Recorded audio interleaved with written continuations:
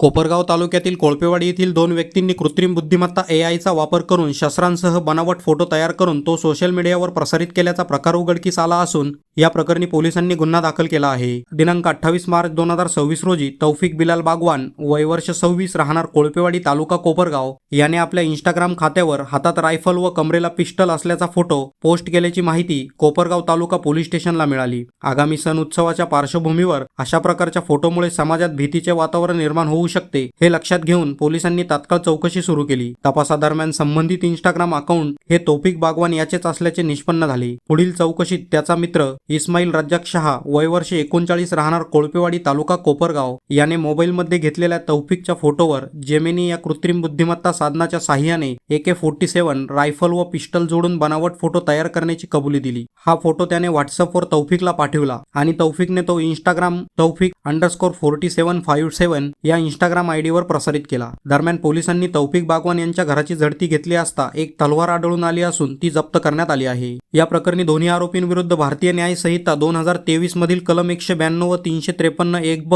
तसेच शस्त्र अधिनियम 1959 च्या कलम 4/25 अंतर्गत कोपरगाव तालुका पोलीस स्टेशनमध्ये गुन्हा रजिस्टर क्रमांक 109/2026 प्रमाणे नोंद करण्यात आला आहे। ही कारवाई अहिल्यानगर पोलीस अधीक्षक सोमनाथ घारगे, श्रीरामपूर अप्पर पोलीस अधीक्षक सोमनाथ वाकचौरे व शिर्डी उपविभागीय पोलीस अधिकारी अमोल भारती यांच्या मार्गदर्शनाखाली कोपरगाव पोलीस स्टेशनचे पोलीस निरीक्षक संदीप कोळी व त्यांच्या पथकाने केली आहे। बातमी तुमची, प्राधान्य आमचं। प्राधान्य न्यूज साठी प्रमोद पवार, कोपरगाव।